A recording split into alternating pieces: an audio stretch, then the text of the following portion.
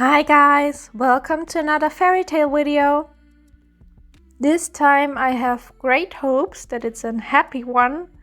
We will see if I'm right. The name is Little Brother and Little Sister.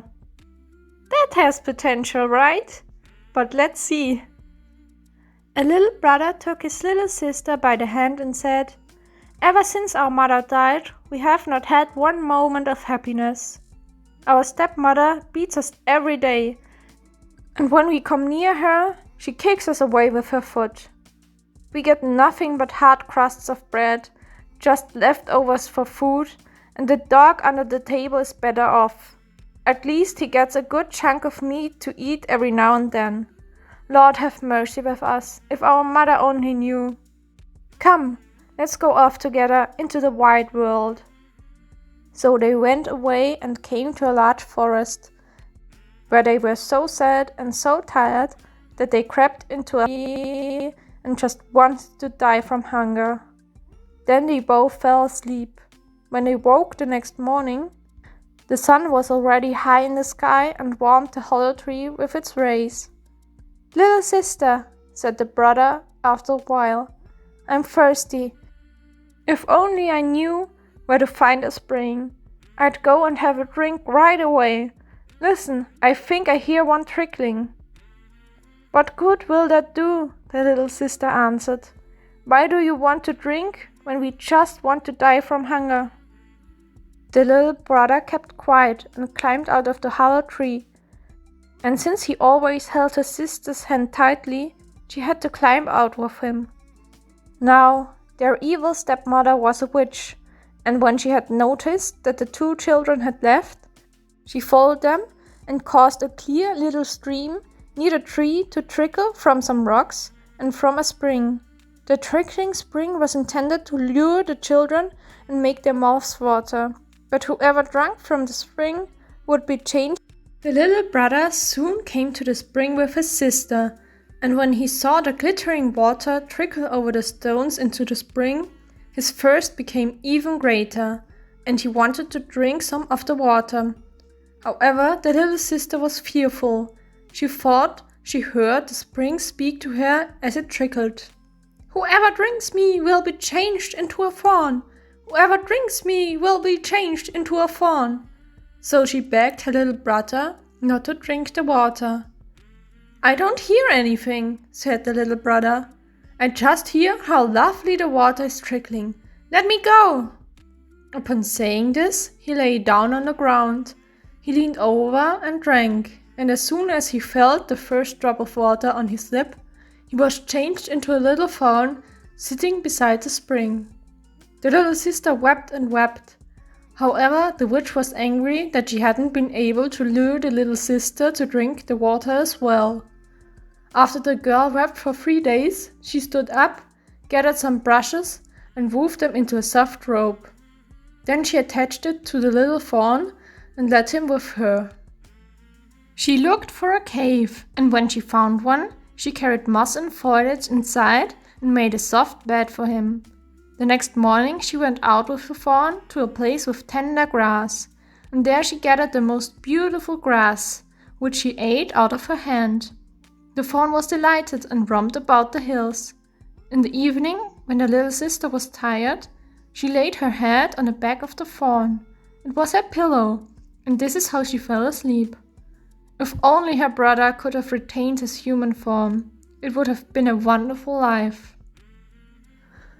For many years they lived like this in the forest. Then one day the king went on a hunt, and when he became lost, he stumbled upon the maiden with the little animal in the forest and was amazed by her beauty. He lifted her up onto his horse and took her with him, while the fawn, attached by the rope, ran alongside. At the royal court, the maiden was treated with honor. Beautiful young women had to serve her, but she herself was more beautiful than any of the other ladies. She never let the fawn out of her sight, and she tended him with care. Shortly after her arrival, the queen mother died, and the king wed the sister, and they lived together in great joy.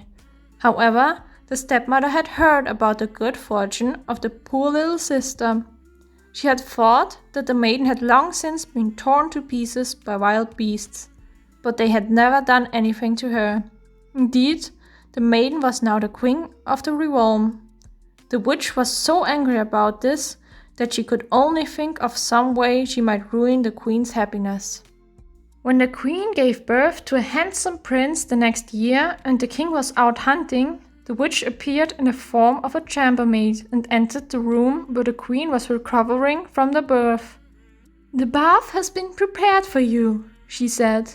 "It will do you good and strengthen you. Come, before the water becomes too cold." The witch led the queen into the bathroom and locked the door behind her. Inside, there was a brutally hot fire and the beautiful queen was suffocated to death. Now the witch had a daughter of her own. She endowed her with the outward shape of the queen and laid her in bed in place of the queen. In the evening, when the king returned home, he didn't realize that he had a false wife next to him. But in the night, and the nurse saw this, the real queen appeared in the room. She went to the cradle, lifted the child to her breast, and suckled him. Then she plumped up his tiny mattress, laid the baby in the cradle again, and covered him. After this, she went into the corner where she fallen to sleep and stroked his back. This was how she came and went every night without saying a word. One time, however, she entered again and said, "How's my child? How's my thorn? Twice more I'll come, then I'll be gone." Then she did what she usually had done the other nights. Meanwhile, the nurse woke the king and told him secretly what had occurred. So the next night the king kept watch. And he too saw how the queen came and he clearly heard her words. "How's my child? How's my thorn? Once more I'll come, then I'll be gone."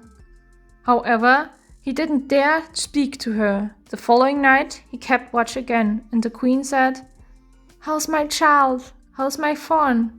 There's no more time, soon I'll be gone." The king could no longer restrain himself.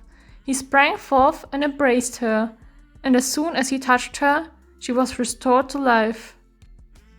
She was rosy red and well.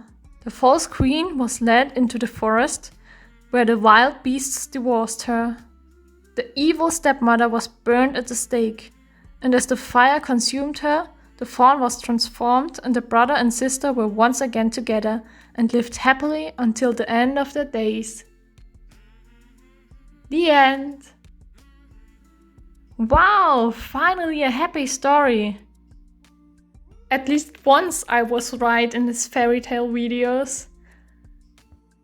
As you know, the usual deal, if you liked it, I would be so happy if you would like the video. Comment something if you like to, I always love reading your comments. And subscribe if you want to. And we will see each other in the next video. Bye!